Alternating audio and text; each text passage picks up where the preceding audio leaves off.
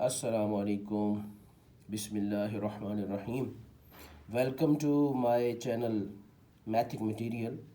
बेटा इसके अंदर हम इंशाअल्लाह ताला मैथ के हवाले से वीडियो लेक्चर्स जो है ना वो देखेंगे।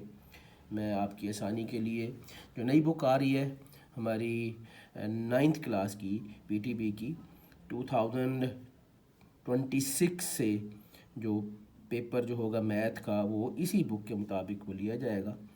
तो इसमें हमारा पहला जो चैप्टर है वो है रियल नंबर्स। तो रियल नंबर्स के बारे में हम पढ़ते हैं। जो हमारी पहली एक्सरसाइज आ रही है उसमें क्या है कि क्वेश्चन नंबर 1 है, identify each of the following as a rational और इर्रेशनल नंबर। अब मैं आपको थोड़ा सा इसका कॉन्सेप्ट दे दूं कि रैशनल और इर्रेशनल नंबर्स क्या होते हैं। ये हमारे पास नंबर जो है, जितने भी हमने नंबर पढ़े हैं अब तक, ठीक है, जैसे कि नेचुरल नंबर्स हैं, होल नंबर्स हैं, इंटीजर्स हैं, ठीक है, ये सारे के सारे रैशनल कहलाते हैं। रैशनल नंबर्स की डेफिनेशन हम कहते हैं कि a number which can be written in the form of p over q where p and q belongs to z and q is not equal to zero.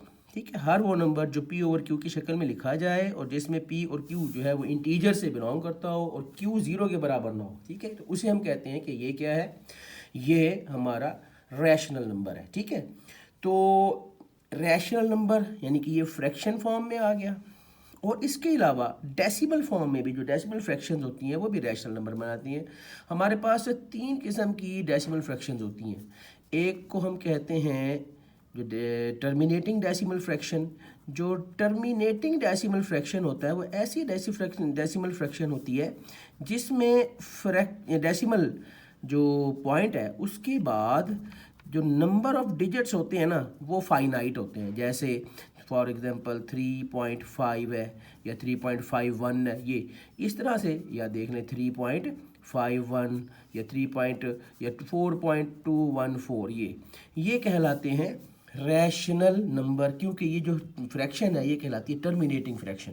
Terminating fraction का क्या मतलब हुआ कि डेसिमल पार्ट में, इसका जो decimal part है, point के बाद वाले हिस्से को डेसिमल पार्ट कहते हैं, तो उसमें नंबर ऑफ डिजिट्स फाइनाइट होते हैं, महदूद होते हैं, 2-3 के बाद ये ख़त्म हो जाता है। ठीक है, इसे कहते हैं टर्मिनेटिंग फ्रैक्शन। तो टर्मिनेटिंग फ्रैक्शन भी जो होती है वो रैशनल नंबर होती है।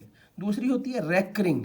जो रैकरिंग होती है, रैकरिंग का मतलब क्या होता है, रैकरिंग फ्रैक्शन ये नॉन टर्मिनेटिंग होती है, इनके ख़त्म नहीं होती, लेकिन इसमें होता क्या है कि 3.444 एंड सो ऑन, ये यानी कि एक जो डिजिट है वो बार बार रिपीट होता रहता है, इसीलिए इसे कहते हैं रैकरिंग।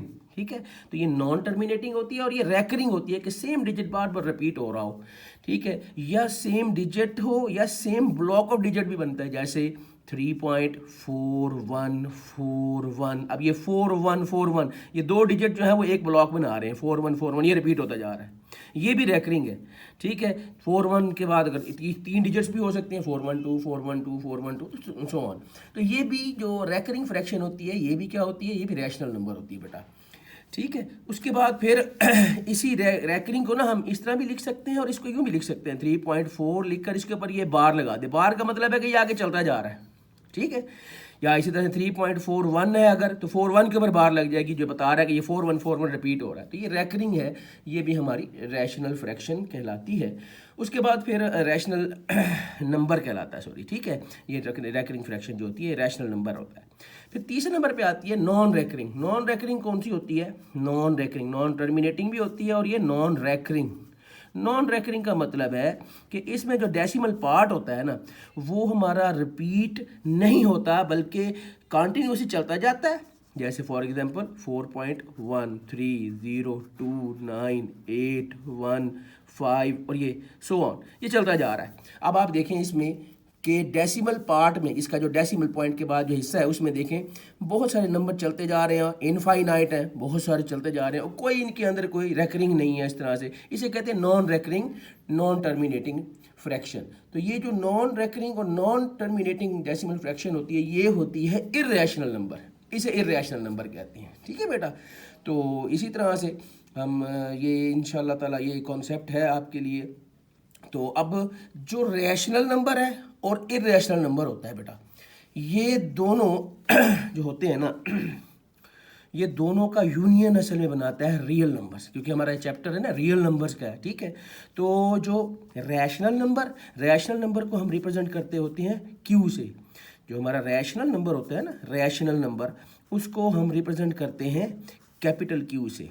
ठीक है, और कैपिटल क्यू से हम इसको रिप्रेजेंट करते हैं, और इर्रेशनल नंबर को हम रिप्रेजेंट करते हैं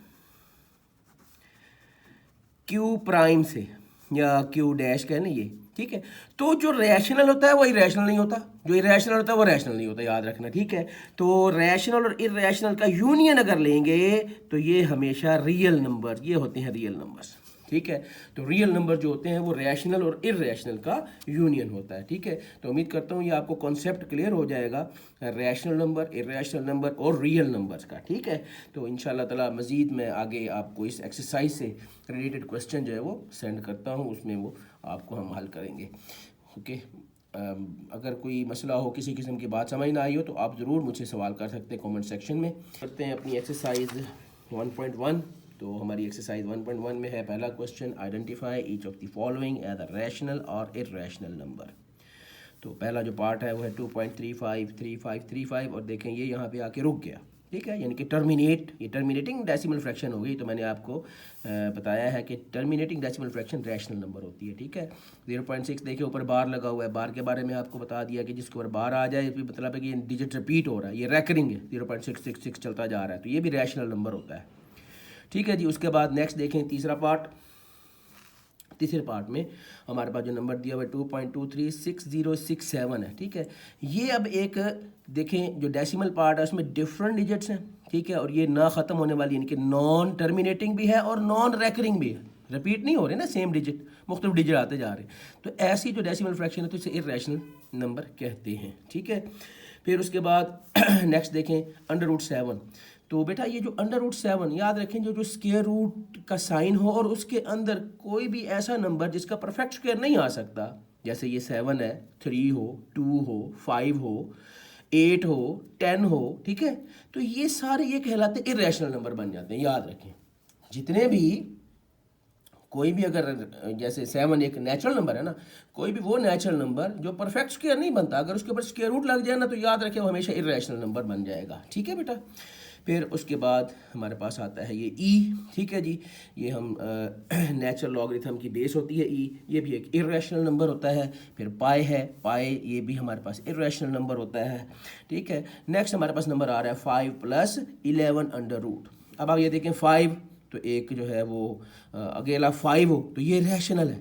ठीक है, लेकिन क्योंकि अभी मैंने आपको बताया जैसे 7 में था कि मैंने कोई भी ऐसा नंबर जिसका परफेक्ट स्क्वायर नहीं होता, वो परफेक्ट स्क्वायर नहीं बनता, लेकिन उसके अगर ऊपर आ जाए स्क्वायर रूट का साइन तो फिर वो इर्रेशनल नंबर बन जाता है। तो ये एक इर्रेशनल नंबर है।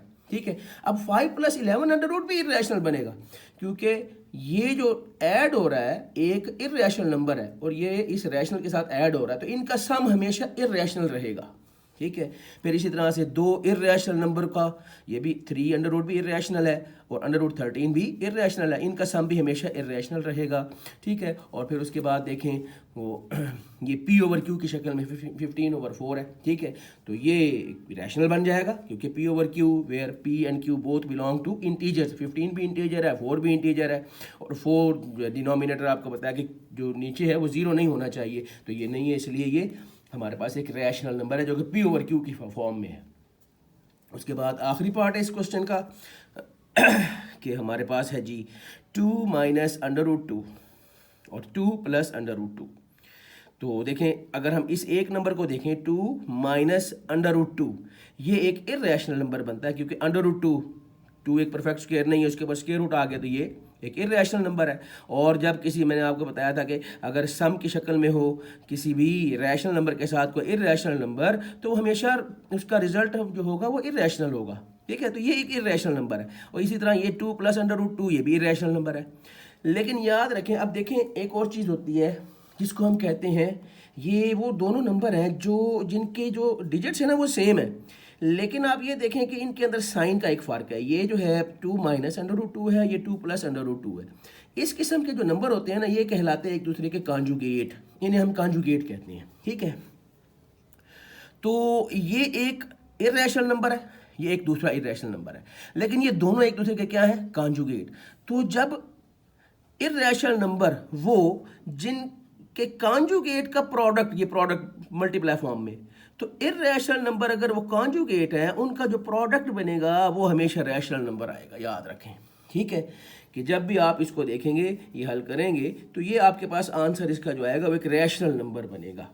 ओके जी, तो होप यू कि आपको ये क्वेश्चन जो है पहला समझ आ गया होगा। डियर स्टूडेंट्स, तो हम करने लगे हैं एक्सरसाइज 1.1 का क्वेश्चन नंबर 2। तो क्वेश्चन नंबर 2 में हमने क्या करना, represent the following numbers on number line. तो सबसे पहला जो नंबर आ रहा है वो एक इर्रेशनल नंबर है, √2, ठीक है। इसको हमने नंबर लाइन पर रिप्रेजेंट करना है। तो बेटा देखिए, जो हमारे पास आता है ना ये इर्रेशनल नंबर इस तरह के, ठीक है, जो √2 है या √3 होएगा, आगे अगला सवाल, तो उनको हम रिप्रेजेंट करते हैं एक ज्योमेट्रिकल कंस्ट्रक्शन करके, ठीक है। तो यहाँ पर उसके लिए हम ज्योमेट्रिकल कंस्ट्रक्शन करेंगे और उसमें हम उस कंस्ट्रक्शन को हम यहाँ पर ये सारी जो है डिटेल में बताएंगे कि हमने ये कंस्ट्रक्शन कैसे की है, ठीक है। तो मैं आपको ये कंस्ट्रक्शन समझा देता हूँ और उसके बाद हम इसको देखेंगे कि हमने फिर वही वर्डिंग यहाँ पे लिखनी है, ठीक है। तो ये हमारे पास एक नंबर लाइन है, ठीक है, ये देख रहे हैं, ये नंबर लाइन ड्रॉ की हुई है, ठीक है। ये इसका पॉइंट है जो 0 को रिप्रेजेंट कर रहा है। 0 से राइट साइड की तरफ सारे पॉजिटिव इंटीजर जा रहे हैं और 0 से लेफ्ट साइड की तरफ नेगेटिव इंटीजर जा रहे हैं। तो क्योंकि हमारे पास ये जो √2 है, इसकी वैल्यू अगर आप देखें ना कैलकुलेटर पे, तो ये आती है हमारे पास 1.414 एंड सो ऑन, इसी तरह से। तो 1.4, ठीक है। अब ये 1.4 जो है, ये नियरेस्ट अगर देखा जाए तो 1 के करीब है एज कम्पेयर टू 2, ठीक है। तो हम यहाँ पर पहली बात तो ये करेंगे कि हम यहाँ पर एक इस लाइन पर एक लाइन ड्रॉ कर लेंगे। इसके लिए ना हम इस्तेमाल करते हैं पाइथागोरस थ्योरम, ठीक है। वो पाइथागोरस थ्योरम की मदद से ना हम क्या लेते हैं कि हमें यहाँ पर इसके ना एक ज्योमेट्रिकल शेप में, ज़रा देखें आप इधर डायग्राम पे, कि O से लेकर A, ये A पॉइंट है, इसे 0 से 1 तक का, ये इसमें मैंने रिप्रेजेंट किया है 0 को O से, और 1 जो पॉइंट है उसको A से रिप्रेजेंट किया। तो OA ये 1 यूनिट है, जो मैंने नंबर लाइन पर 1 यूनिट लिया था ना, ठीक है। आपको ये पता है ना, नंबर लाइन पर ये जो हम गैप लेते हैं इक्वल इंटरवल होते हैं, इक्वल गैप से लेते हैं। तो इसका आसान तरीका ये होता है कि आप स्केल ले लें, स्केल पर सेंटीमीटर जो स्केल है, सेंटीमीटर के मुताबिक आप इसके डिवीजन कर ले, सारे इक्वल हो जाएंगे, ठीक है। तो इक्वल आप ये नंबर लिया करें। अच्छा, अब करना क्या है, हमने यहाँ पर O से A तक 1 सेंटीमीटर जो है, ये यानी कि ये 1 यूनिट ले लेना है। और फिर क्या करना है कि जितना 1 यूनिट O से लेकर A तक है ना, इसी मेजरमेंट की हमने यहाँ पर A से लेकर B तक ये हाइट, ये इसकी ये उठा देनी है। यानी कि इसमें AB जो है ये बराबर होगा इस OA के। तो यानी कि O से A क्योंकि 1 सेंटीमीटर है, तो ये भी 1 सेंटीमीटर बन जाएगा, ठीक हो गया। तो उसके बाद हमने क्या करना है, इस पॉइंट को, ये जो AB है, B पॉइंट को O से मिला देंगे। तो इस तरह एक हमारे पास ना राइट ट्रायंगल, ये AOB ये बन जाएगी, ठीक है। तो राइट ट्रायंगल के अंदर हमने क्या करना है, ये वाली साइड भी हमें पता है, ये वाली साइड भी पता है, ये बेस है और ये परपेंडिकुलर है। तो हाइपोटेन्यूज फाइंड आउट कर लेंगे।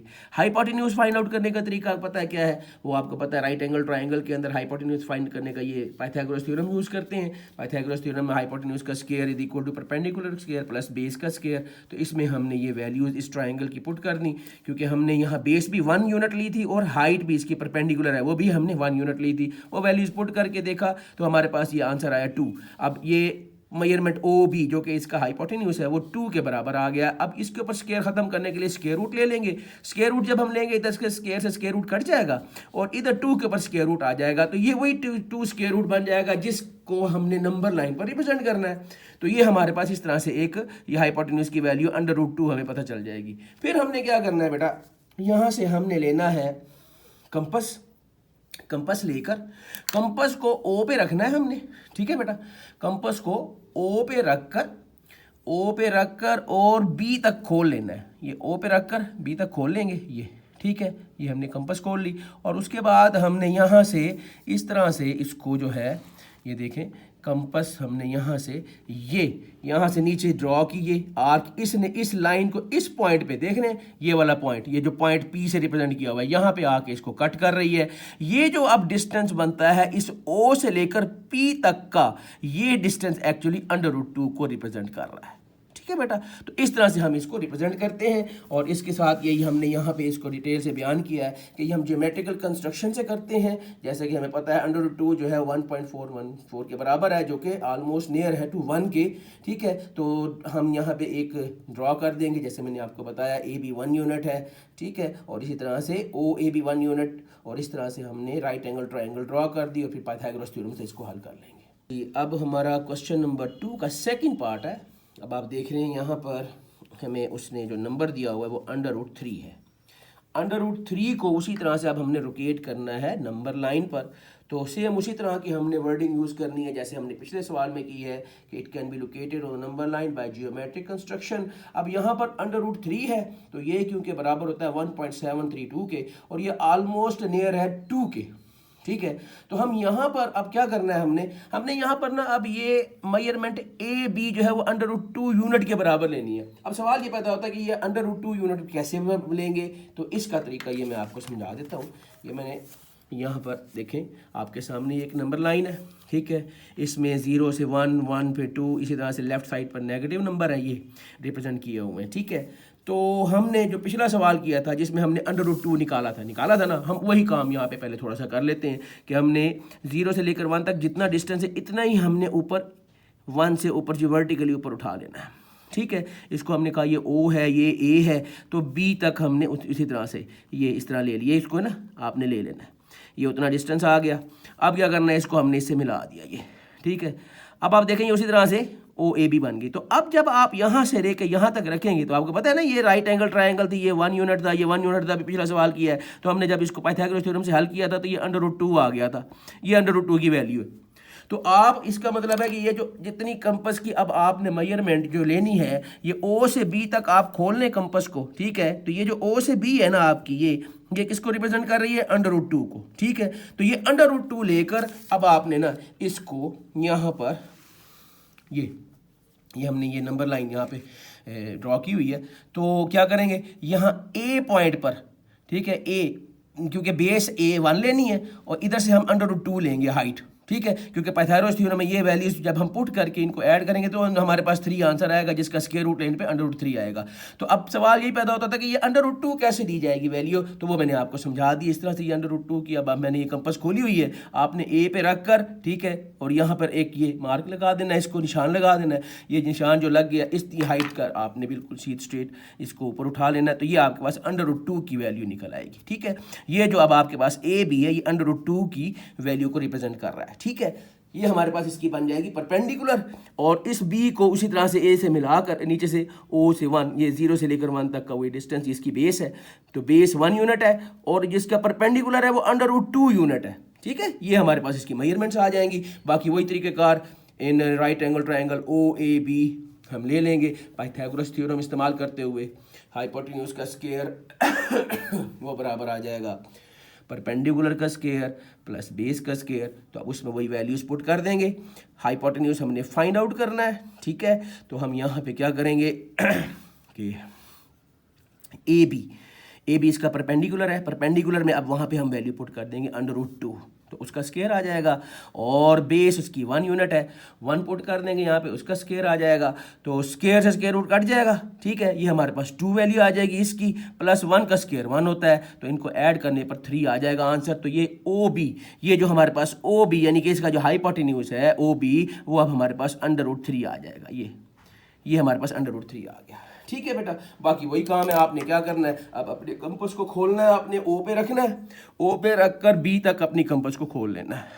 ठीक है जी, ये आप B तक खोल लेंगे, ये B तक खोल के, और इसी तरह से सेम आप इस तरह से आर्क ड्रॉ करेंगे। ये आर्क इस नंबर लाइन को देख रहे हैं, इस पॉइंट पे आगे कट करेगी, ये पॉइंट देख रहे हैं यहाँ पे, ये देख रहे हैं 2 के ज़्यादा करीब है, अब 1 से दूर है और 2 के ज़्यादा करीब है, ठीक है, ये वाला पॉइंट। तो यहाँ पर अब O से ये 0 पॉइंट से लेकर यहाँ तक ये जो P पॉइंट है, ये वाला हिस्सा जो है ये आपका √3 को रिप्रेजेंट कर रहा है इस लाइन के ऊपर, ठीक है। तो इस तरह से हमने √3 को रिप्रेजेंट कर लिया, ठीक है। उम्मीद है आपको ये समझ आ गया होगा, ठीक है। अगर कोई किसी किस्म का कोई परेशानी हो, कोई प्रॉब्लम हो, कोई बात ना समझ आए, आप मुझसे पूछ सकते हैं कमेंट सेक्शन में, ठीक है बेटा जी। उसके बाद फिर हमारे पास नेक्स्ट जो है इसका पार्ट आ रहा है जिसमें √4 कह रहा हूँ, नेक्स्ट पार्ट है जी 4 होल 1/3। ये एक मिक्स नंबर है जिसमें एक इसका होल पार्ट है और साथ में फ्रैक्शनल पार्ट है। तो इन नंबर को रिप्रेजेंट करना बड़ा आसान होता है। इसमें देखें यहाँ पे ये नंबर पता चले पॉजिटिव नंबर है, उसी तरह से नंबर लाइन देखें 0, राइट साइड पे पॉजिटिव नंबर और लेफ्ट पे हमारे पास नेगेटिव नंबर है। तो हमने क्या करना है यहाँ पर जो फ्रैक्शनल पार्ट है, अब एक तो हमें ये जो होल पार्ट है ना, होल पार्ट ये बताएगा कि हमारा जो नंबर है नंबर लाइन पर किन दो नंबर्स के दरमियान में आएगा। 4 है ना, 4, इसका मतलब ये 4 से आगे जाएगा और अगला नंबर होता है 4 के बाद 5। तो 4 और 5 के दरमियान में ये नंबर हमने ड्रॉ करना है, ठीक है बेटा। जरा देखें इसे गौर से कि ये हमारे पास क्योंकि 4 होल 1/3 है ना, ठीक है। तो 4 होल 1/3 जो है ये बता रहा है कि ये नंबर 4 से बड़ा होगा लेकिन 5 से छोटा होगा। तो 4 और 5 के दरमियान में हमने इसको ड्रॉ करना है। तो उसका तरीका क्या होगा कि हम इस 4 और 5 के दरमियान वाला पोर्शन है ये वाला, इसको इसके जो फ्रैक्शनल पार्ट का जो डिनोमिनेटर है ना उसके मुताबिक 3 बराबर हिस्सों में डिवाइड कर देंगे, ठीक है। तो ये मैंने 4 से लेकर यहाँ पे एक कट ये लगाया, दूसरा कट ये लगाया बीच में। तो ये 2 कट बीच में लगाने से ये 3 बराबर हिस्सों में डिवाइड हो गया। देखिए यहाँ से लेकर यहाँ तक एक हिस्सा, फिर यहाँ से लेकर यहाँ तक दूसरा हिस्सा और यहाँ से लेकर यहाँ तक ये 3 हिस्सों में डिवाइड हो गया, ठीक हो गया। तो उसके बाद इसके न्यूमरेटर में क्या है फ्रैक्शनल पार्ट के, वो 1 है। तो इसलिए जो पहला है 1, ये पहला हिस्सा यहाँ पर पूरा था, यहाँ पे ये हमारे पास मार्क बना देंगे हम, ये हमारा पॉइंट P। तो हमारा यहाँ पे 4 होल 1/3 जो है वो यहाँ पे हम इसको रिप्रेजेंट करेंगे, ठीक है बेटा जी। इसी तरह से फिर हमारे पास जो है वो नेक्स्ट इसका जो पार्ट आता है वो है जी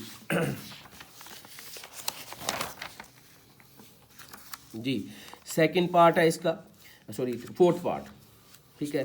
तो वो हमारे पास है, आप देख सकते हैं कि -2 होल 1/7, ठीक है जी। अब माइनस उसी तरह से आपने देखें कि माइनस नंबर है ये नेगेटिव साइड पर आएगा, ठीक है। ये नंबर लाइन में 0, -1, -2, -3 इधर है।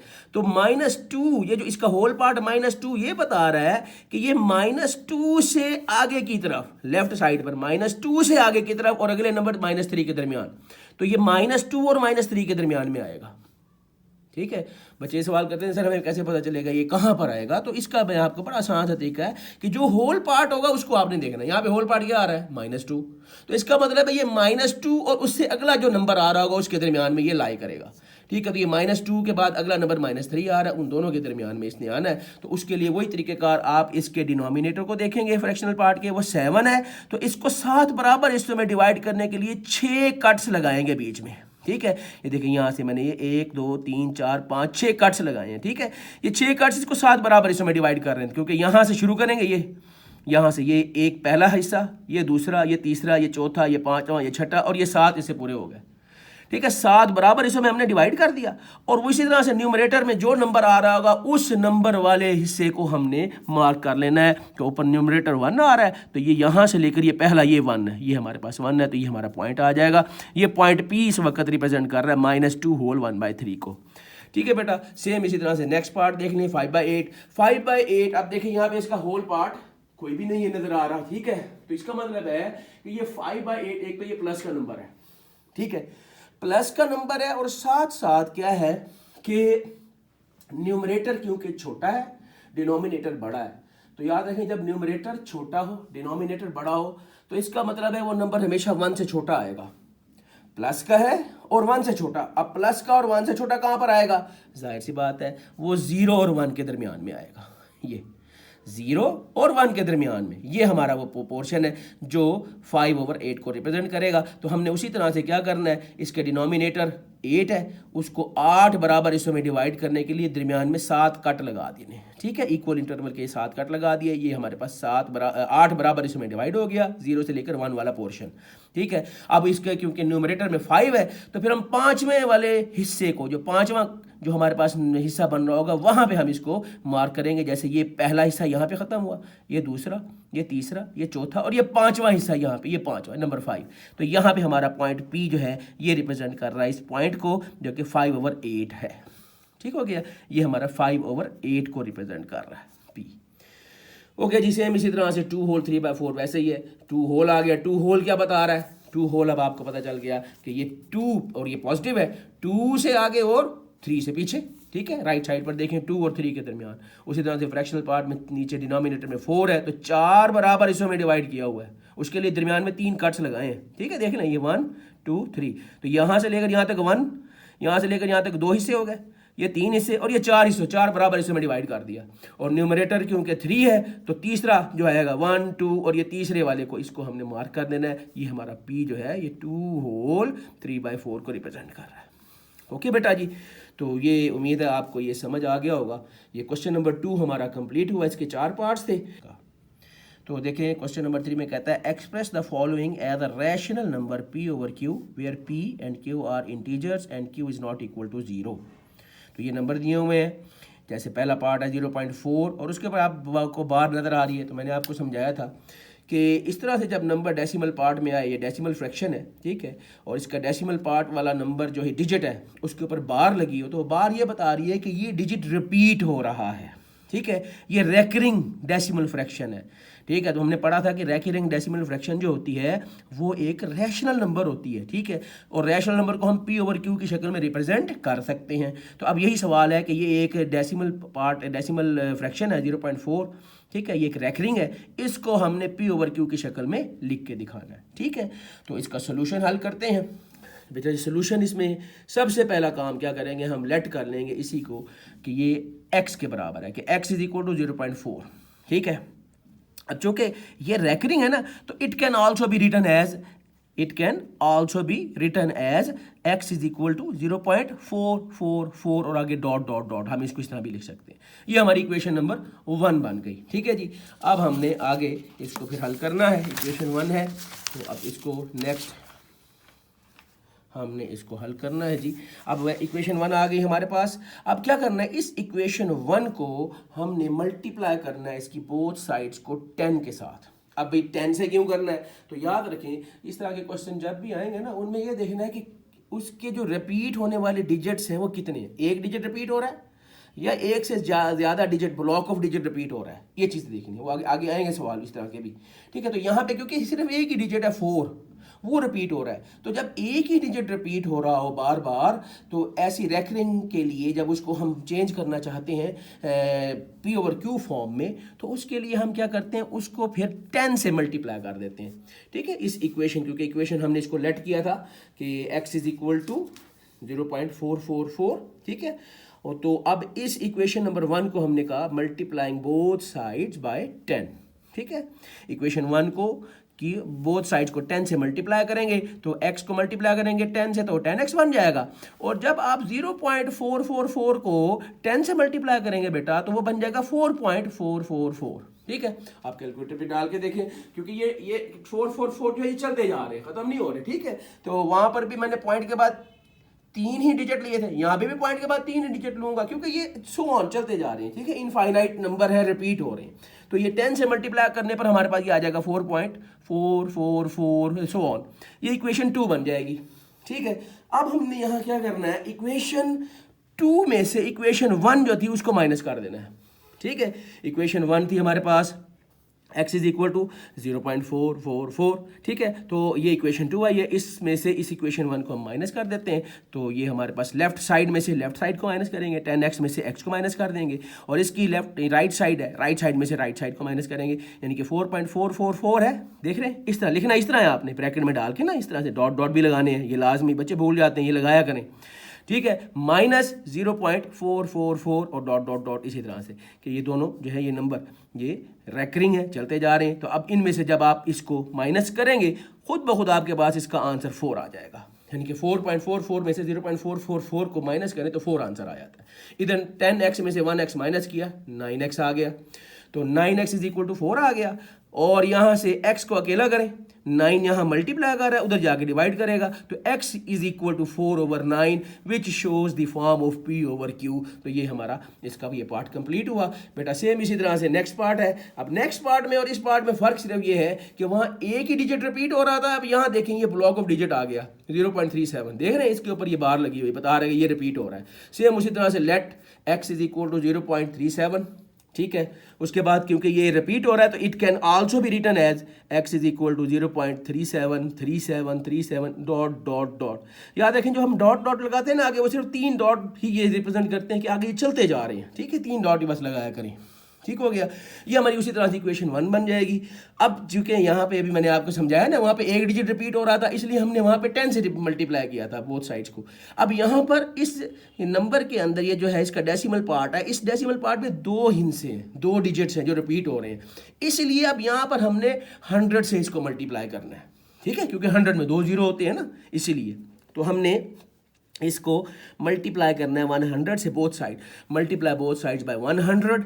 तो जब हम इसे करते हैं तो ये 100x इज इक्वल टू 37.373737, इसी तरह ये चलता है, क्योंकि मैंने आपको बताया ना ये नॉन टर्मिनेटिंग यानी कि चलते जा रहे हैं, ठीक है। तो पॉइंट के बाद यहाँ पे मैंने 37 इनके 3 ब्लॉक बनाए थे, यहाँ भी पॉइंट के बाद 3 ही ब्लॉक रखूंगा ताकि माइनस करने में मुझे आसानी हो जाए, ठीक है। तो ये जब माइनस करेंगे हम इसको, अब ये क्योंकि इक्वेशन 2 बन गई, इस इक्वेशन 2 को उसी तरह इक्वेशन 1 में से माइनस कर देंगे, तो ये हमारे पास देखें उसी तरह से लिखा है। ये जब भी माइनस करें तो देखिए इस तरह ब्रैकेट में डाल के लिखा करें, ठीक है। तो इसमें से जब माइनस करेंगे 37 आ जाएगा, इधर हमारे पास 99x आ जाएगा, x को अकेला करेंगे 99 उधर जाके डिवाइड करेगा, तो 37 और 99 वही p/q फॉर्म बन जाएगी, ठीक हो गया बेटा। बिल्कुल सेम इसी तरह से नेक्स्ट क्वेश्चन देख लें। 0.21 है, 0.21 में भी लेट हमने वही सबसे पहले x इज इक्वल 0.21, यहाँ पे भी अब 21 जो है वो रिपीट हो रहा है, तो 21 ये इक्वेशन 1 बन गई। उसी तरह से 100 से मल्टीप्लाई कर देंगे क्योंकि 2 डिजिट्स रिपीट हो रहे थे इसके डेसिमल पार्ट में, तो उसके बाद ये हमारे पास ये आ जाएगी इसकी शक्ल, ये सेकंड इक्वेशन बन जाएगी। इक्वेशन सेकंड में से इक्वेशन 1 को उसी तरह माइनस कर देंगे, आप देख रहे हैं, ठीक है। तो ये हमारे पास इसका ये आंसर आ जाएगा, x इज इक्वल टू यहाँ आ जाएगा 21/99, ठीक है। अब 21/99 लिख दें, और ये भी सही है, लेकिन बेहतर यही होगा क्योंकि ये सिंप्लीफाई हो रहा है, दोनों 3 के टेबल पे सिंप्लीफाई हो रहे हैं, तो 3 के टेबल पे दोनों को सिंप्लीफाई कर दें तो 7/33 बनता है हमारे पास। तो ये 7/33 जो है ये p/q फॉर्म है, ठीक है जी। ये हमारे पास आ जाएगा जी, ये देख लें इक्वेशन 2 थी, इक्वेशन 2 में से ये इक्वेशन 1 को माइनस किया हमने, ये आ गया, तो ये हमारे पास इसकी ये शक्ल बन गई कि 99x इज इक्वल टू 21, उसके बाद x is equal to 21/99 that is equal to 7/33। Okay बेटा, क्योंकि सिंप्लीफाई किया 21/99 तो आ गया ना हमारा p/q की शक्ल में, ये सिंप्लीफाई हो रहा था 3 के टेबल में, दोनों डिवाइड हो रहे थे, दोनों को 3 के टेबल में डिवाइड किया, सिंप्लीफाई किया, तो 7/33 विच इज़ p/q फॉर्म। तो क्वेश्चन नंबर 4 के अंदर उसने कुछ प्रॉपर्टीज ऑफ रियल नंबर्स दी हैं और वो कहता है इन प्रॉपर्टीज़ को आप जो है वो आइडेंटिफाई करें, ठीक है, कि ये कौन कौन सी प्रॉपर्टीज यूज़ हुई हैं। तो हम देखते हैं जी, पहला जो पार्ट है यहाँ पर दिया हुआ है हमें a+4 bracket close plus b is equal to a+ in bracket में 4+b दिया हुआ है, ठीक है। तो आप देख रहे हैं यहाँ पर ये 3 मुख्तलिफ नंबर जो हैं वो इस्तेमाल हुए हैं, ठीक है, a है, 4 है और b, a और b भी नंबर ही को रिप्रेजेंट कर रहे होते हैं। तो पहले ये 2 पहले ब्रैकेट में थे, तीसरा बाहर था, फिर उसके बाद राइट साइड पर पहला बाहर हो गया और अगले 2 को ब्रैकेट में डाल दिया, तो ये कहलाती है associative property of real numbers. ये रियल नंबर्स की एसोसिएटिव प्रॉपर्टी है विद रिस्पेक्ट टू एडिशन, क्योंकि ऐड हो रहे हैं ना दरमियान में एडिशन का साइन है, तो ये कहलाती है associative property with respect to addition. तो याद रखें कि अगर कोई से भी 3 वैल्यूज़ हों, ठीक है, उनको इस तरह से आप ऐड करें कि पहले आप कोई सी 2 वैल्यू को ऐड कर लें, फिर तीसरी को बाद में अलहदा से उसके अंदर ऐड करें, या और दूसरी तरफ या लेफ्ट हैंड साइड पे ऐसा करने और राइट हैंड साइड पे आप पहली अकेली वैल्यू रखें और बाकी 2 को पहले ऐड करके फिर उनका रिजल्ट निकालें, तो ये दोनों तरफ आंसर सेम आएगा। इस प्रॉपर्टी को कहते होते हैं associative property with respect to addition. उसके बाद नेक्स्ट हमारे पास जो प्रॉपर्टी आ रही है वो देखें, √2 + √3 इज इक्वल टू √3 + √2। अब देखें सेम नंबर है लेकिन सिर्फ जगह चेंज कर दी है, जैसे हम 4 + 1 5 और 1 + 4 वो भी तो 5 होता है ना, तो ये सेम इसी तरह से, तो ये इक्वल है। इस प्रॉपर्टी को कहते हैं commutative property with respect to addition, ये कहलाती है कम्यूटेटिव प्रॉपर्टी। ओके, ये कम्यूटेटिव प्रॉपर्टी है जिसमें हम क्या करते हैं, दो नंबर्स की पोजीशन को चेंज करके प्लस कर रहे होते हैं, आंसर सेम आ रहा होता है, तो ऐसी प्रॉपर्टी को हम कहते हैं commutative property with respect to addition. Okay जी, उसके बाद नेक्स्ट हमारे पास है x minus x is equal to 0। अब x कोई भी रियल नंबर हो सकता है कि रियल नंबर को उसी में से जब माइनस करें तो आंसर क्या आएगा, 0।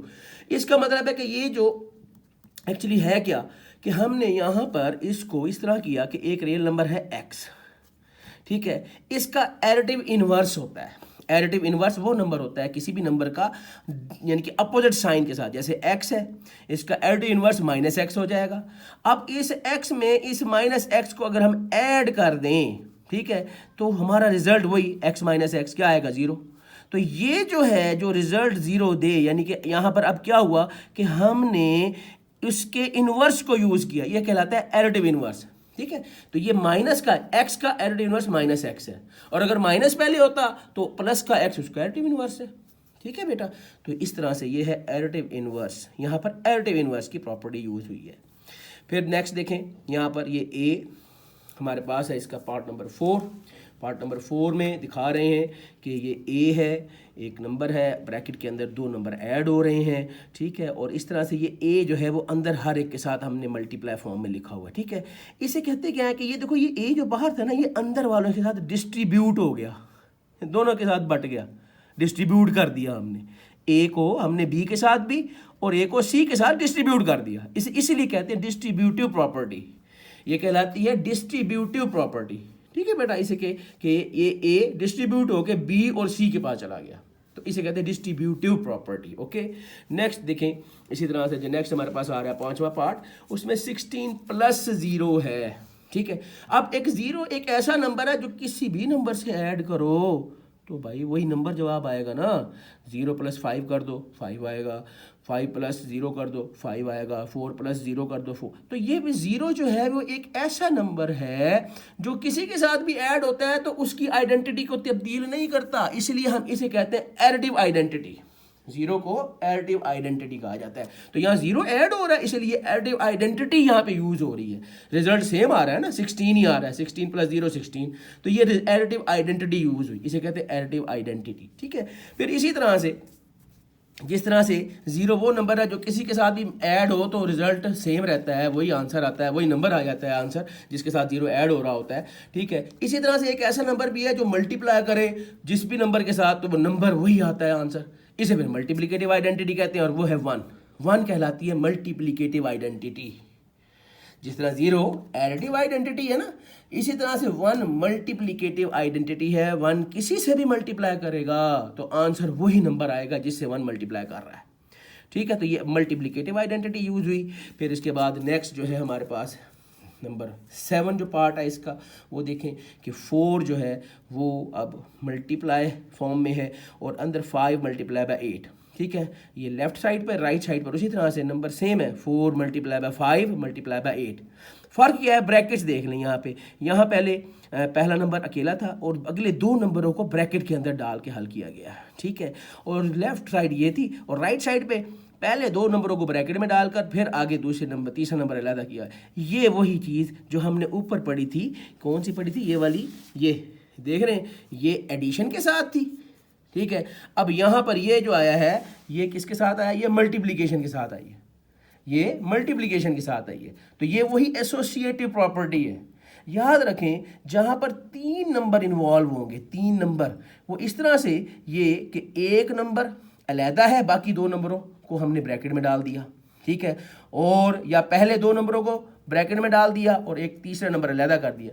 ये जो प्रॉपर्टी कहलाती है, ये कहलाती है associative property with respect to multiplication. ठीक है, तो ये हमारे पास इसका पार्ट नंबर 7 हो गया। उसके बाद फिर है जी हमारे पास इसका पार्ट नंबर 8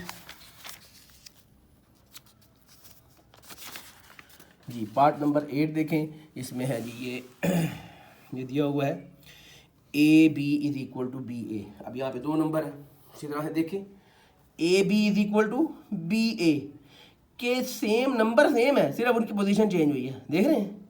तो याद करें, हमने पीछे जो अभी एक पार्ट किया था जिसमें हमने ये वाला पार्ट, ये क्वेश्चन नंबर 4 का सेकंड पार्ट देख रहे हैं, वही सेम नंबर थे लेकिन सिर्फ पोजीशन चेंज, यहाँ ऐड हो रहे थे, ये commutative property with respect to addition हुई।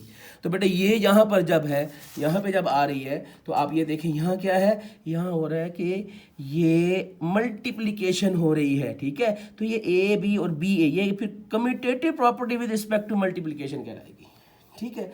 तो इस तरह से ये हमारे क्वेश्चन 4 जो है वो कंप्लीट हुए, ठीक है। उम्मीद है आपको ये बात समझ आ गई होगी, अगर कोई प्रॉब्लम हो तो आप मुझसे पूछ सकते हैं। तो देखें क्वेश्चन नंबर 5 में भी उसने कुछ प्रॉपर्टीज़ है, उसने कहा इनको आपने आइडेंटिफाई करना है, name property used in the following, ठीक है। अब वो पहले जो हमने प्रॉपर्टी दी थी ना, वो कहलाती है रियल नंबर्स की प्रॉपर्टी इक्वेशंस के अंदर, वो इक्वेशन फॉर्म में थी ना, ठीक है। इसलिए अब जो हम ये प्रॉपर्टी करने लगे ये इन इक्वेलिटीज़ के अंदर है, ठीक है। तो ये इन इक्वेलिटीज़ के अंदर जो प्रॉपर्टीज़ है अब इनको भी हमने आइडेंटिफाई करना है कि ये कौन कौन सी प्रॉपर्टी यूज़ हो रही है इसके अंदर, ठीक है। तो देखें जी क्वेश्चन नंबर 5 है हमारे पास, name the property used in the following.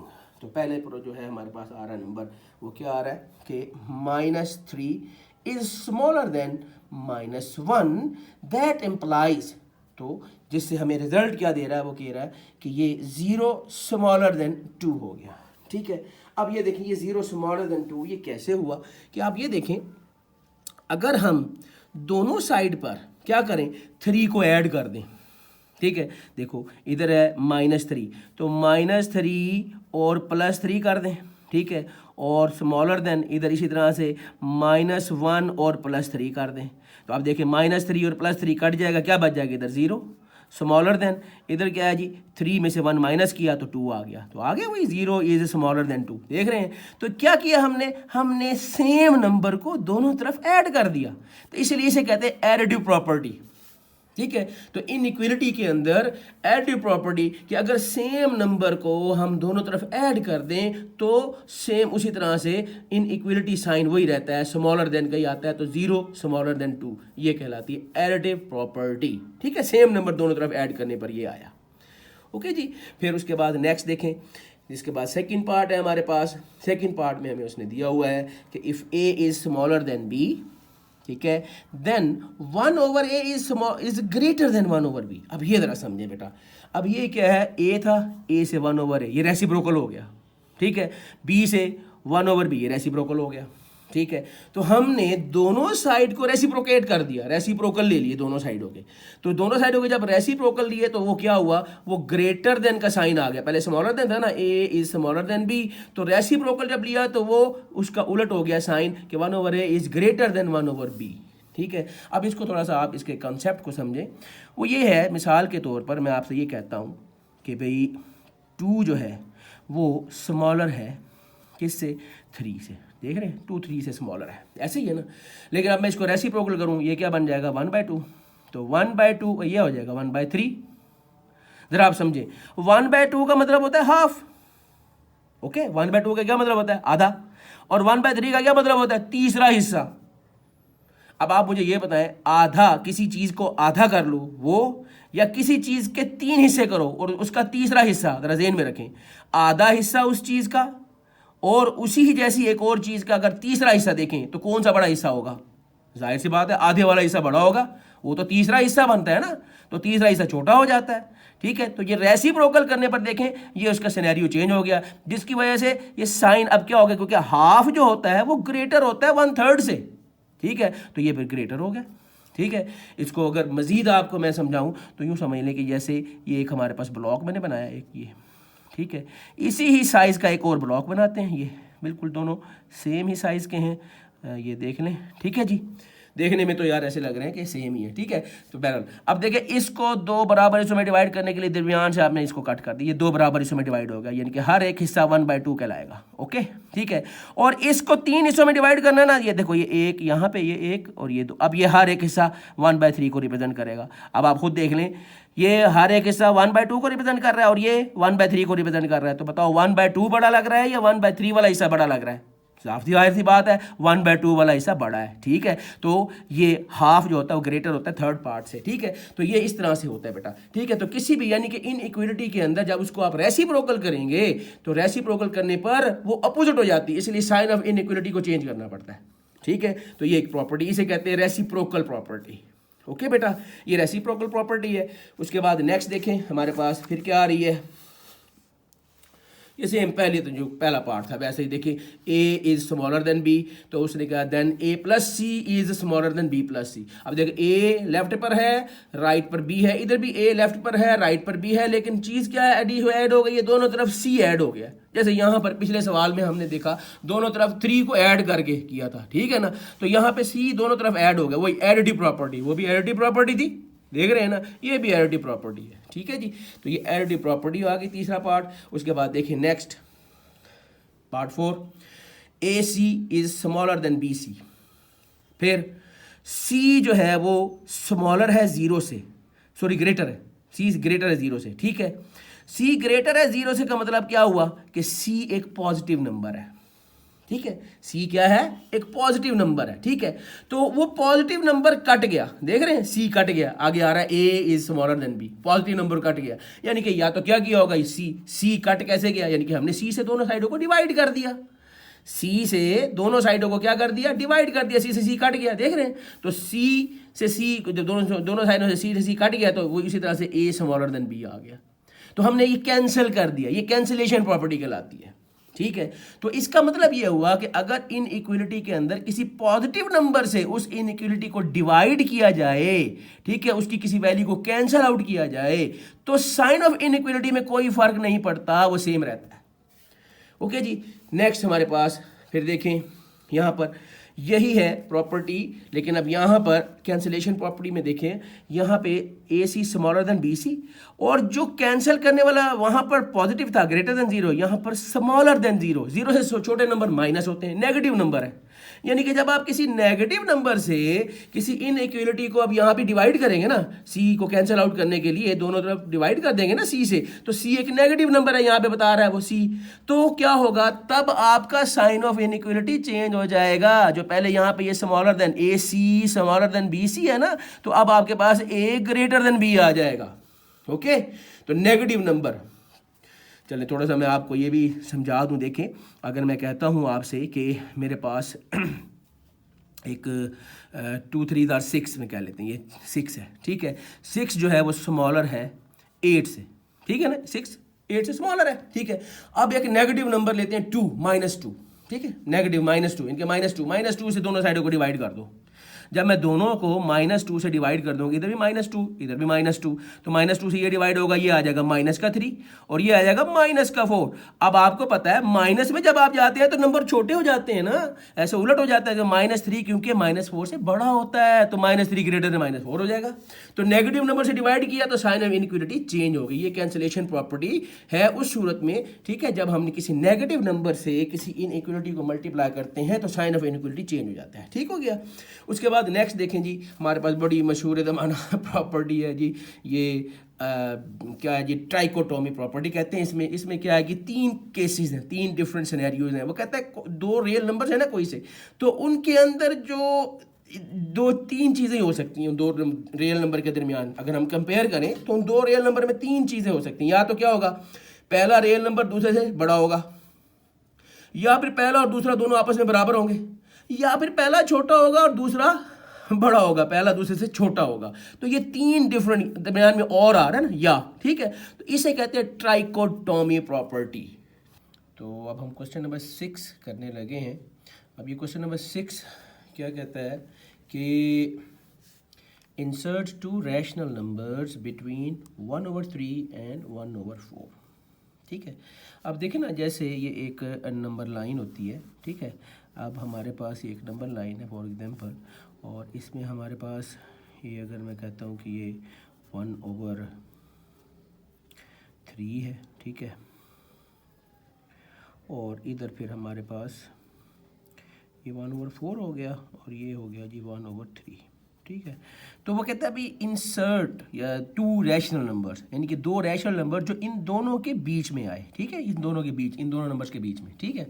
तो इसको मालूम करने का तरीका क्या होगा, हम क्या करेंगे, हम यहाँ पे ना इन दोनों नंबरों को पहले देखो, अब 2 नंबर निकालने, तो एक नंबर तो यूँ निकल आएगा इन दोनों का मिड पॉइंट, यानी कि दरमियान में कहीं यहाँ पे ये कोई से भी 2 नंबर हम निकालने हैं ना हमने, तो हम पहले क्या करेंगे, इन दोनों का दरमियानी यानी कि वस्ती की जो नंबर है या मिड पॉइंट जैसे हम कहते हैं, वो मिड पॉइंट का आपको पता है क्या तरीका तरीका होता है कि मिड पॉइंट निकालने का तरीका ये होता है बेटा, जो नंबर होते हैं ना दो, उनको पहले ऐड करो और उनका जो आंसर है उसे 2 से डिवाइड कर दो। ठीक है, तो पहले नंबर में हम ये करेंगे कि हम जैसे फॉर एग्जांपल इसका यहाँ पे मिड पॉइंट हमें मिल जाएगा, जो भी मिलेगा व्हाट्सोएवर। ठीक है, तो एक नंबर ये हमें मिल जाएगा। फिर हम क्या करेंगे, इसका और इसके दरमियान में फिर हम ढूंढेंगे, या इसके और इसके दरमियान में एक और नंबर ढूंढ लेंगे। तो ये 2 नंबर इस तरह से हमें मिल जाएंगे जो इन दोनों 1/3 और 1/4 के दरमियान में मिलेंगे। ठीक है बेटा, तो उसके लिए देखें सबसे पहला हमने जो स्टेप है, पहला स्टेप वो क्या किया कि 1/3 और 1/4 को ऐड कर दिया यहाँ पे।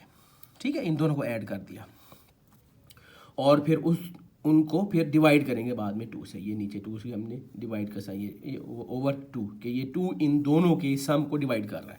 तो पहले बेटा इन दोनों का सम, अब देखो आपको पता है कि जब भी फ्रैक्शंस, जैसे ये हमारे पास है ना 1/3 प्लस 1/4, ये फ्रैक्शन इनको ऐड करना है, तो इनको ऐड करने का तरीका हमेशा एलसीएम लिया जाता है। एलसीएम पता है आपको, इनके डिनोमिनेटर से हम एलसीएम लेंगे।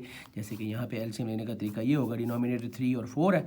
ठीक है, तो हम पहले 2 प्राइम, हमेशा डिनोमिनेटर जो है वो लिख कर ना 2 यानी प्राइम नंबर से हमने इसको करना होता है। तो पहला प्राइम नंबर 2 है तो 2 से डिवाइड करते जाएंगे। 2 के टेबल में 3 तो आता नहीं, 3 एज इट इज़ आ जाएगा। 2 2 4 होता है, फिर दोबारा 2 पे गया, 3 वैसे आ जाएगा, 2 1 2 और ये आपके पास 3 बचा बाकी, क्योंकि अब बाकी 3 बच गया ना, वो 3 पे जाएगा, तो 3 1 3। तो ये होता है तरीका एलसीएम लेने का। ठीक है ना, ये आपको पता ही है, मैं कहा चलो रिवाइज करवा लूँ आपको। तो ये होता है 2 2 4 एंड 4 3 12, तो 12 इसका एलसीएम आया। ठीक है, अब एलसीएम को हम आगे जो सॉल्व करना होता है ना, वो आप गौर से सुने, तवज्जो से सुने। एलसीएम को हमेशा जो फ्रैक्शंस आती हैं जिनकी मदद से हमने, जिनके डिनोमिनेटर से हमने एलसीएम लिया होता है ना, उस एलसीएम को उन फ्रैक्शंस के डिनोमिनेटर से डिवाइड किया जाता है। देखिए मेरे याद करने का तरीका ये है कि देखो डिनोमिनेटर है ना, एलसीएम को डिनोमिनेटर से डिवाइड करना है पहले। ठीक है, तो 12 को 3 से डिवाइड कर दें। जब आप 12 को 3 से डिवाइड करेंगे तो क्या आंसर आएगा, 4, क्योंकि 3 4 12 होता है ना, तो वो 4 आंसर आएगा। उस 4 को फिर हमने क्या करना है, इसके न्यूमरेटर से मल्टीप्लाई करना है। 4 1 4, ये बन जाएगा। प्लस इसी तरह से दोबारा नेक्स्ट उससे भी यही काम करेंगे कि एलसीएम को आपने क्या करना है, डिनोमिनेटर से डिवाइड करना है और जो आंसर आए उसे 1 से यानी कि ऊपर वाले न्यूमरेटर से मल्टीप्लाई करना है। तो 12 को जब 4 से डिवाइड करेंगे 3 आंसर आएगा, 3 मल्टीप्लाई बाय 1 कर देंगे। तो इस तरह ये हमारे पास बन जाएगा 4 + 3/12। ठीक है, तो ये बन जाएगा 7/12। ठीक है, तो यही चीज़ यहाँ पे देखें, ये हमारे पास ये था, हमने इसका एलसीएम लिया यहाँ पर। ठीक है, ऊपर वाली रकमों का ये एलसीएम लिया 12, उसको हल किया, इधर 4 + 3। अब आपको समझा दिया कि 4 कैसे आया इधर और 3 कैसे आया। ठीक है, तो ये बन जाएगा 7/12। अब ये 2 नीचे से ऊपर जाएगा, जब ये नीचे से ऊपर जाएगा ना, ऊपर जाके ये क्या हो जाएगा, रेसिप्रोकल। ठीक है, अब देखो ना, जैसे आपके पास है ये कि 7/12/2, इसका मतलब ये है कि ये जो 7/12 है ना, ये 2 इस 7/12 को क्या कर रहा है, डिवाइड कर रहा है। ठीक है, हम इसको डिवाइड को जब हम हल करते हैं, डिवाइड को अगर मल्टीप्लाई में चेंज कर दे तो ये रेसिप्रोकल हो जाता है। 2/1 है तो ये 1/2 हो जाएगा। ठीक है, तो इसी चीज़ को यहाँ लिखा हुआ है, ये 2 चूंकि इसको डिवाइड कर रहा है, ऊपर जाएगा, ऊपर जाके ये उलट हो जाएगा, रेसिप्रोकल हो जाएगा, तो ये 1/2 बन जाएगा। ठीक है, अब उसके बाद देखें, अगर नीचे डिनोमिनेटर और इधर से न्यूमरेटर कोई आपस में कटिंग हो सकती है तो कटिंग करेंगे, सिंपलीफाई हो सकता है तो करेंगे। अगर अदरवाइज फिर क्या करना है, नहीं हो रही, जैसे यहाँ नहीं हो रही, तो फिर क्या करना है, फिर आपने मल्टीप्लाई करना है। मल्टीप्लाई का असूल फ्रैक्शंस का याद रखें, न्यूमरेटर न्यूमरेटर से मल्टीप्लाई करेगा, डिनोमिनेटर डिनोमिनेटर से मल्टीप्लाई करेगा। Simple is this. ठीक है, तो 7 1 7, ऊपर 7 आ जाएगा और नीचे हमारे पास आ जाएगा 12 2 24। तो ये हमारे पास एक नंबर निकल आएगा जो कि यूँ समझ लो कि ये हमारे पास आ गया 7/24। ये वो नंबर निकला है जो इन 1/4 और 1/3 के दरमियान में एक नंबर निकला। उसने कहा 2 निकालने, तो मैंने कहा फिर अब इसको और इसको दोबारा ले लें, इन दोनों का फिर दरमियानी नंबर निकाल लें। इसी तरीके से कि इन दोनों को ऐड करें पहले और फिर 2 से डिवाइड कर दें। ठीक है, या इसको और इसको ले सकते हैं। ठीक है, तो मैंने इन दोनों को लिया, जैसे दोबारा से देखें 7/24, ठीक है, प्लस 1/4 डिवाइडेड बाय 2। उसी तरह से इसका भी वही एलसीएम लेने का तरीका जो मैं आपको समझा चुका हूँ, सेम उसी तरीके से यहाँ पे देखें। अब हमारे पास क्योंकि नंबर है 7/24 प्लस 1/4। मैं ज़रा इस पर जोर दे रहा हूँ, मुझे पता है आप बच्चों को ना प्रॉब्लम होती है एलसीएम में। बेटा ये इसलिए ये को इतना मुश्किल नहीं है, थोड़ा सा आप तवज्जो करें आपको समझ आ जाएगा। अब देखिए इन दोनों के डिनोमिनेटर क्या है 24, और 4, ये इनका डिनोमिनेटर है। उसी तरह से एलसीएम लेने का तरीका ये तो आपने बचपन से पढ़ा हुआ है कि पहले 2 से 2 12 जार 2 2 जार 4, फिर 2 पे 2 6 जार 12 2 1 जार 2 2 3 जार, अब इधर 2 आएगा, अभी 2 पे ही आएगा ये, ठीक है। 2 3 जार 6, ठीक है, और फिर 1 वैसे आ जाएगा, फिर अब ये 3 पे जाएगा, 3 1 जार 3 और इधर 1 वैसे का वैसे आ गया। तो अब ये देखें ये 2 2 2 और ये 3 आ गया। इन सब को आपस में मल्टीप्लाई कर दें, 2 2 जार 4 4 2 जार 8 8 3 जार 24, तो इनका एलसीएम 24 आ जाएगा, ठीक है। 24 और 4 का एलसीएम 24 आ गया। अब आप 24 एलसीएम में से पहले डिनोमिनेटर 24 से डिवाइड करें, 24 को 24 से डिवाइड किया, आंसर 1 आ गया। उस 1 को फिर अब हमने क्या करना है, ऊपर वाले न्यूमरेटर 7 से मल्टीप्लाई कर देना है। यही काम यहाँ पे करना है इस फ्रैक्शन के साथ भी, कि एलसीएम को पहले डिनोमिनेटर 4 से डिवाइड करना है। जब आप 24 को 4 से डिवाइड करेंगे आंसर आ जाएगा 6, क्योंकि 4 6 जार 24 होता है, ठीक है। उस 6 को फिर ऊपर वाले न्यूमरेटर 1 से मल्टीप्लाई कर देना है। तो इस तरह ये बन जाएगा 7 + 6 / 24, तो ये हमारे पास आ जाएगा 13 / 24, ठीक है जी। तो ये देख रहे हैं हम यहाँ पर ये 20, ये हमारे पास 13 / 24 ये आ गया, ठीक है। तो इस तरह ये एलसीएम लेकर हमने हल किया। बाकी वही तरीक़ेकार उसी तरह से 13/2, क्योंकि इस 2 ने इसको डिवाइड करा तो 2 को ऊपर ले जाएंगे, जब ऊपर ले जाएंगे ऊपर जाके रेसिप्रोकल हो जाएगा, और ये कटिंग नहीं हो रही। तो वही तरीक़ेकार, वही उसूल याद रखें कि अगर कटिंग हमेशा नीचे ऊपर होती है, न्यूमरेटर और डिनोमिनेटर कट होते हैं, सिंप्लीफाई होते हैं, याद रखें, न्यूमरेटर और डिनोमिनेटर। यहाँ नहीं हो रही तो बस फिर क्या करेंगे, मल्टीप्लाई करेंगे, न्यूमरेटर से मल्टीप्लाई करेगा, डिनोमिनेटर से मल्टीप्लाई करेगा। तो इस तरह ये हमारे पास आ जाएगा 13/48, ये आंसर आ जाएगा। तो ये हमारे पास यहाँ पे ये इसका ये 13/48 ये आ गया। तो अब आप देखें 1/4 और 1/3 के दरमियान दो जो नए नंबर आ गए, एक 7/24 आया था और दूसरा आया 13/48, तो ये हमारा आंसर आ गया बेटा, ठीक है। तो इस तरह से सेम इसी तरह से देखें, ये हैंस ये आंसर बना दिया, अभी इसका हमने रिजल्ट निकाला। Hence the 2 rational numbers between 1/3 and 1/4 are 7/24 and 13/48। Okay बेटा, सेम इसी तरह से ये सेकंड पार्ट है इसका। सेकंड पार्ट में देखें 3 और 4 है, ये तो वैसे ही फ्रैक्शन ही नहीं है ठीक है। तो ये तो एक होल नंबर्स है 3 और 4 के दरमियान। अब उसे लेने हमने 2 ही हैं, तो इनके 2 नंबर इंसर्ट करने हैं। तो पहले इन दोनों को आपस में ऐड करेंगे और 2 से डिवाइड कर देंगे। तो ये हमने ऐड करके डिवाइड किया, ठीक है। तो 3 और 4 को ऐड करो, 7 आया, उसको 2 से डिवाइड कर दो, 7/2। तो एक नंबर तो हमें मिल गया 7/2, ठीक है। अब दूसरा नंबर निकालने के लिए 7/2 और 4 के दरमियान उसी तरह से ये 2 नंबर, जैसे कि मैंने बताया था आपको समझाने के लिए, देखे ना ये कि अगर हमारे पास ये इस तरह से हो कि ये हमारे पास 3 है और यहाँ पे हमारे पास 4 है, हमने इसका दरमियानी एक नंबर इन दोनों को ऐड करके 2 से डिवाइड किया, 7/2 आ गया। अब हम अगला एक और नंबर हमें चाहिए 3 और 4 के दरमियान में, तो 7/2 और 4 के दरमियान में जोड़ लें। तो वही हमने किया 7/2 + 4, ठीक है। अब यहाँ पे देखें एक फ्रैक्शन है, ये भी फ्रैक्शन, क्योंकि ये नीचे 1 है, हम लिखते नहीं है 4/1 है, तो इसको भी हल हमें एलसीएम से ही करना पड़ेगा ना। तो यहाँ पे एलसीएम आ जाएगा 2 इसके नीचे 1 है, तो 2 और 1 का एलसीएम 2 होता है, ठीक है। तो एलसीएम 2 को उसी तरह से आप पहले डिनोमिनेटर 2 से डिवाइड करेंगे, 1 आंसर आएगा, 1 को 7 से मल्टीप्लाई करके 7 1 जार 7, प्लस इसी तरह से इस 4 के नीचे क्योंकि 1 है, ठीक है, इस 4 के नीचे 1 है, तो 2 को उस 1 से डिवाइड करेंगे, 1 से जब 2 को डिवाइड करेंगे आंसर 2 आएगा। फिर उस 2 को 8 से मल्टीप्लाई कर देंगे, 2 को 4 से मल्टीप्लाई कर देंगे, 2 4 जार 8 बन जाएगा। तो ये 7 + 8/2 ये बन जाएगा 15/2। तो नीचे 2 इसको डिवाइड करेगा, 2 से हमने डिवाइड करना है, तो 15/2 वही 2 ऊपर जाके रेसिप्रोकल हो जाएगा 1/2। अब यहाँ पे भी उसी तरह से ऊपर वाला ऊपर वाले से मल्टीप्लाई करेगा, नीचे वाले से मल्टीप्लाई करके 15/4 ये हमारे पास दूसरा नंबर आ जाएगा, ठीक है। तो ये नंबर आ जाएगा यहाँ पर, ये 15/4, ठीक है। ये नंबर लाइन ये कुछ बनाने की जरूरत नहीं है, अब सिर्फ आपको समझाने के लिए बता रहा हूँ। देखें भाई इस तरह से ये 2 नंबर आ गए, एक 7/2 आया, एक 15/4 आया, जो 3 और 4 के दरमियान में। ओके जी, तो ये हमारे पास इसका सेकंड पार्ट हो गया।